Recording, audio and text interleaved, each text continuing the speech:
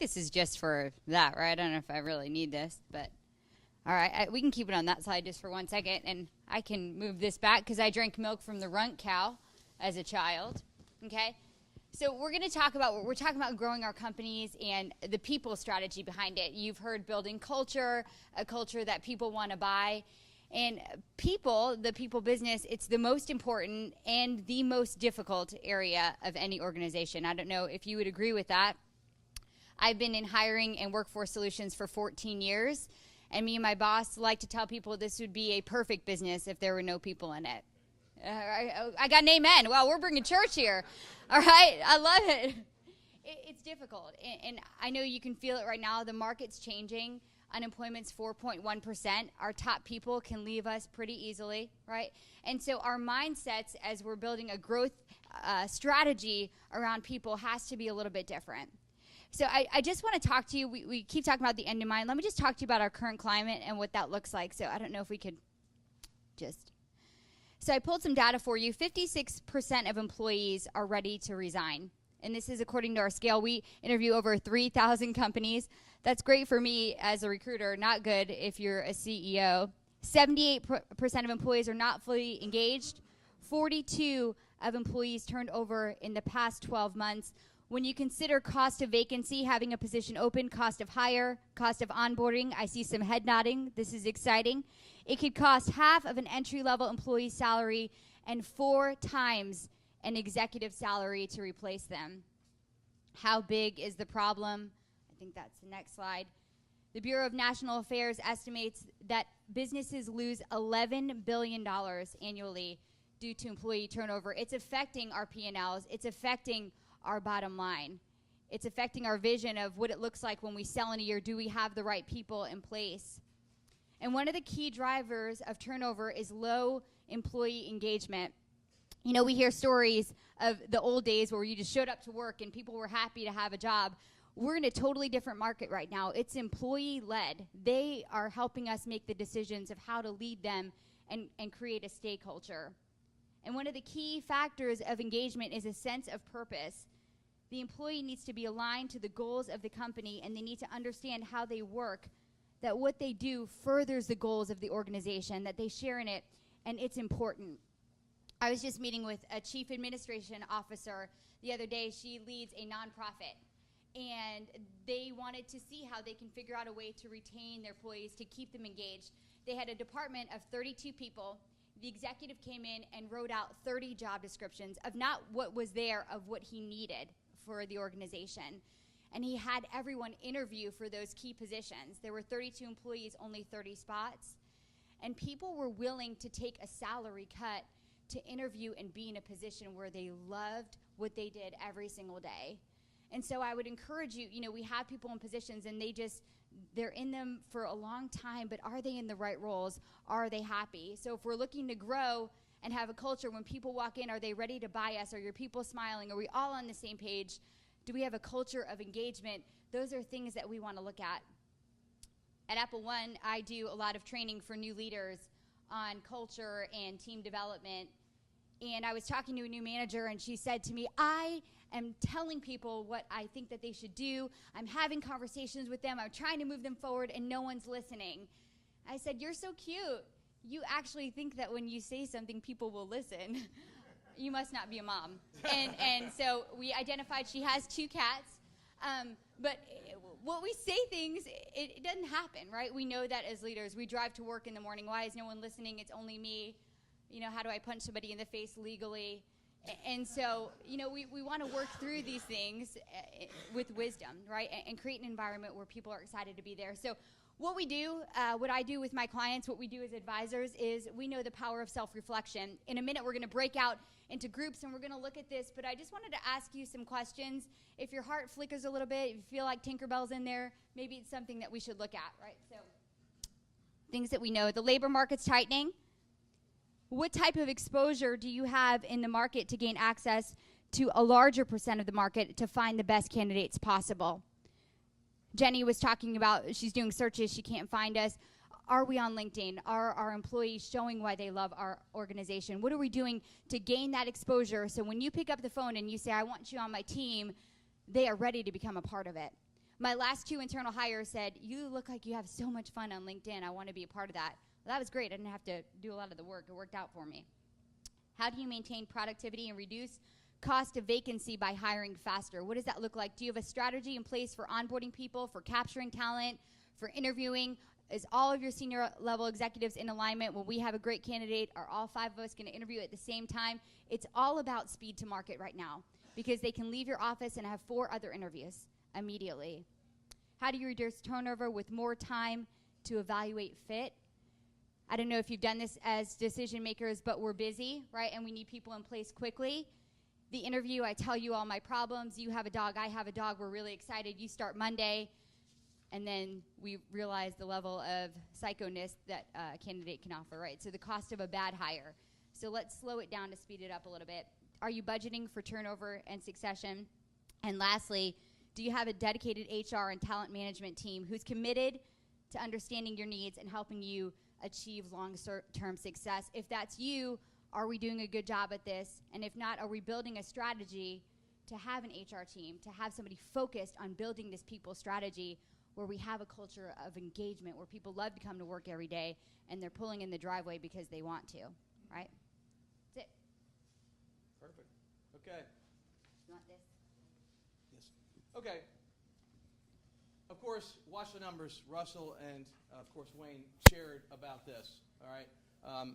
This is not rocket science, but something kind of important. I would know this number. How many people track revenue per employee in their company? No way? Okay. Know it by your industry. I was with an oil and gas company in Houston before I came here, you know, and one of the measurements was, do I have $1 million per employee? This was a $300 and some odd $1 million company. All right. So he had 426 people worldwide. He wasn't hitting it, so everything was about getting that. Okay. So just example. Excuse me. Sorry, I all saw right. the point. As you grow, all of these. No, we're good. Okay. All right. I have one job. Yep. Click the button. All right. All of these things, capital shortages, it's all about projections. Okay. Cash flow. How many people have turned down projects? How many people have turned down to do a project? Okay. Scrutinize them. All right. Is it right fit? We were talking to a potential client yesterday who basically wanted us to give him a quote without us getting any information.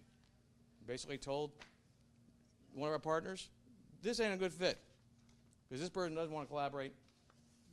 We're bagging it. Okay? So this is a big saying no. Okay? Small costs. Oh, my God. How many people really look at their income statement? The detail. Okay? How many have the time to actually scrutinize why something is in variance by 10% from one month to the other? If you have a CFO, that person's showing you, but then again, are we acting on it? I would lobby that CFO or that controller is there to equip you and arm you with information that you don't have the time to look at. Very important, because these little costs here can kill you. Quick story, we had the dairy plant. We had all this milk coming in. We were buying a lot of milk during the winter time, okay? But we had a drought the summer before. Cost of feed went skyrocketing, okay? We were buying on fixed dollar contracts. That little cost, okay, of feed and buying milk, since milk is basically 90% of your production, we were in a position that in 6 months we had to lend $11 million to the operation before we could correct it. Those little costs can be monster. Okay, next one. So we're going to do this little exercise. So I'm going to take this group here. So we got the 4 of you. We got this group here, the 4 of you. And we're going to take this group here, right? And we're going to break up and do this little exercise. And I'd like you to think like a buyer. And I would ask these questions on a regular basis. Every year we have a kickoff meeting, an annual meeting, and I would ask these questions, to some of your people about risks and threats, and if you do the SWOT analysis, that's all important. But get people to think in value terms. What drives value in your organization? Next one. Okay? How do you identify? If you got a trade secret, great. If you got a customer base, great. We talked about diversification. Where are those revenue streams? All that stuff. Is a revenue stream very focused on just one type of service, or have we diversified? Those are all things that you want to protect. Okay? And people having non-competes and things like that, those are important to protect value. Next slide. All right, we already talked about the value drivers, all these different things. Next. Okay? So, because the strengths or weaknesses of each of these value drivers do one of two things. If you have strong value drivers, it's going to kick up the selling price because the buyer feels good about all your systems and all the things that have value to them. If you have questions on that, it's going to trigger doubt. Run through this exercise every year with your people. Next. Okay. So this one here, everybody has got on that page, which is page. Okay. I'm going to have each of these groups here rate your business on these value drivers. Rate it 1 to 5. 5 being optimal, 1 being lowest. And then I'd like you to total your total in your group. So you start here, and then you circle up, and we'll get to the next step. Take 3 minutes to do that. Correct. Correct. This is you rating your own businesses according to these value drivers. 5 high, 1 low.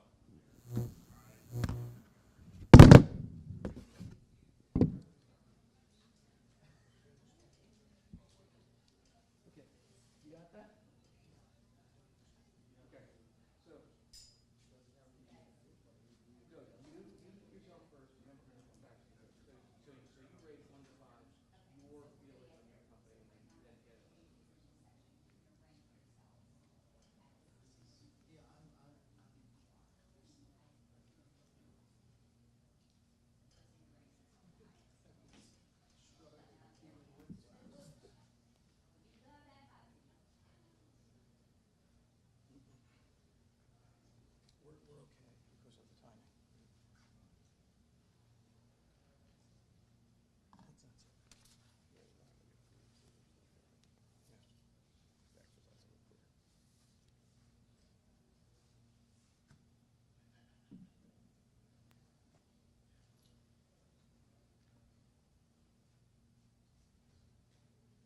All right, so do your score, and then you might want to slide over Steve if you're going to need to for this next step anyway. You need to be closer to who you're with if we're going to do something. Do your score, add it up, and then add up the whole group.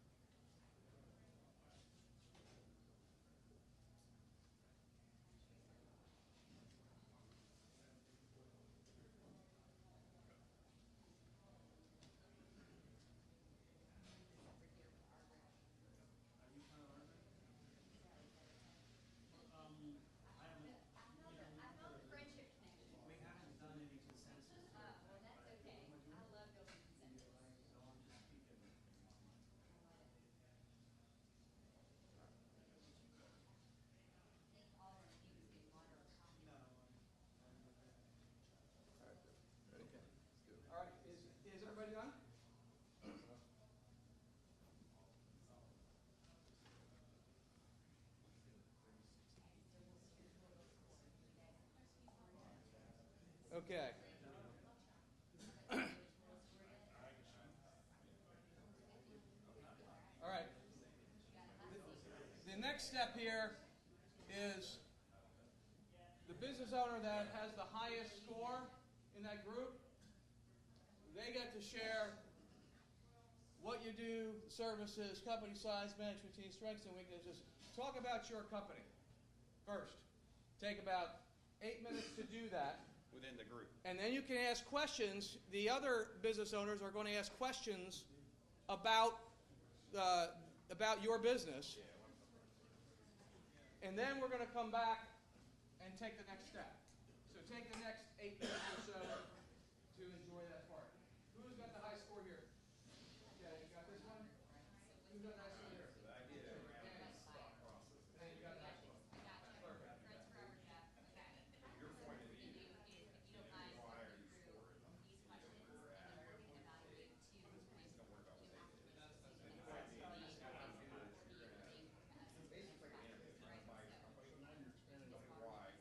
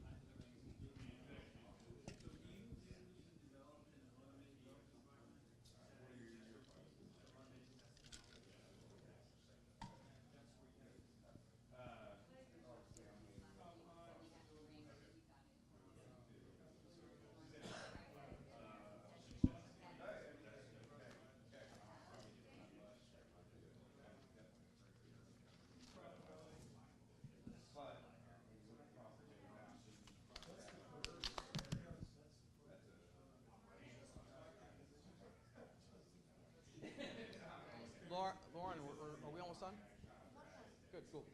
You're close? Good.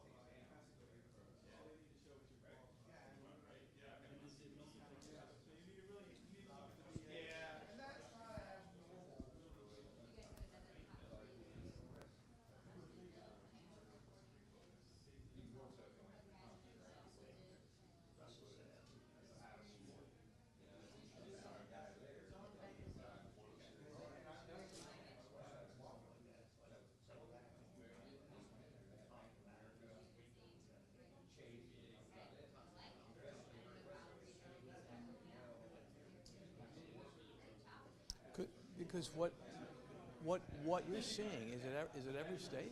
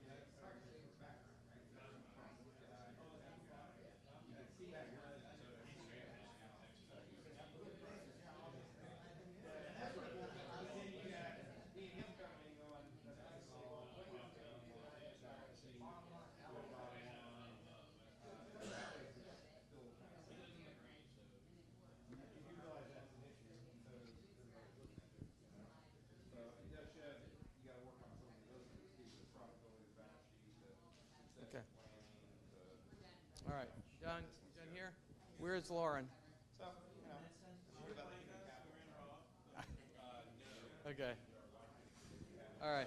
All right, Lauren. Okay. All right.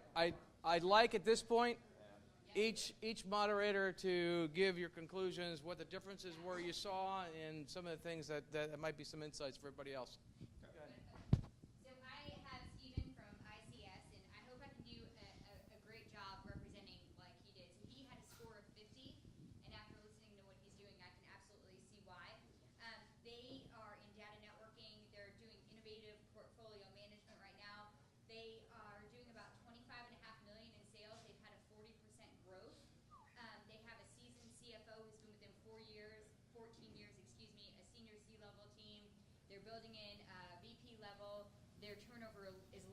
2%.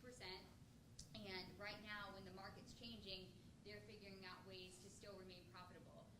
And in fact, their profitability margin is 11%, right, which is pretty amazing. So, if you're looking to hang out with anyone, it'd be this guy. Okay. So his strengths, he said, were his financial reporting, right? They just switched over from Deltec to Uninet. Yeah. Okay. And really, I mean, there's some power in what he's doing. His balance sheet, right? It's looking pretty good, right? 11% profitability, I'll take it. His customer base, right? It's transitioning, it's getting really competitive. I asked what he was doing so we don't just drive down price, and they're creating products that will cause interest, and then they can set themselves apart Excellent. from their competitors, right? Excellent. Management team, he's nailing that. We've got some great people that are invested, and then human capital. And then our group, the only thing that they highlighted was the technology that he didn't include. So optimizing technology, they were impressed with that. But then everything else was in alignment: profitability, financial reporting, management, their human capital. So, from a seller's perspective, this would definitely be a company that he's viewing in the same aspect of us as buyers. Right? Excellent. So anything that I left out from the group that I didn't mention that you wanted to highlight? No. Questions? Yeah. Great stuff. Yeah, and I just want to end with a high five. There we go. Okay. Good. Great job. All right, Lauren. Okay, so this is David. He's got a survey and mapping company.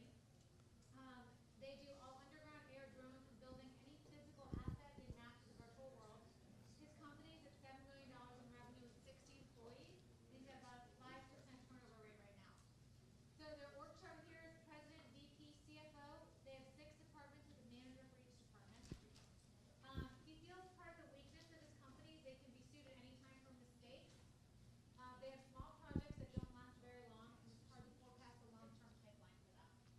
Some of the strengths is they're diversified with their clients, and they do not put everything into one basket. So a lot of client diversity there. He feels the industry is booming. None of his competitors, more than 5 or 6 firms in Florida that do the same thing he does. Really? Terrific.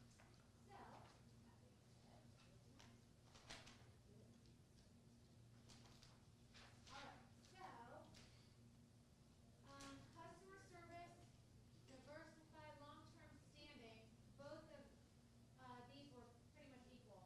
Okay. And they felt like this is going to be good for them. David feels profitability, market position, and experience with capable management. Oh, sorry, they have 3 there. And then the J&L team here feels like some human capital management and technology systems must be in place. Okay. What made you say that as opposed to what he had there? As far as our differences, Yes. we work in technology, so we leverage what Okay. we do to make ourselves more efficient and more competitive in the market. Great. Okay. Good stuff. Russ.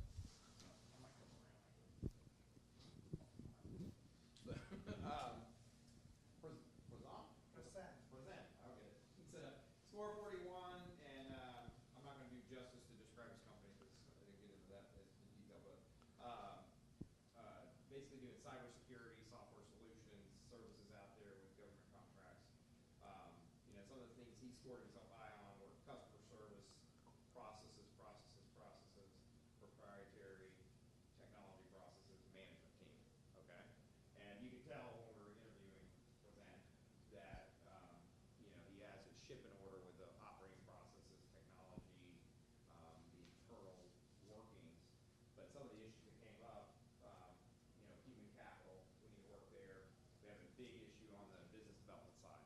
How he's lacking definitely on the business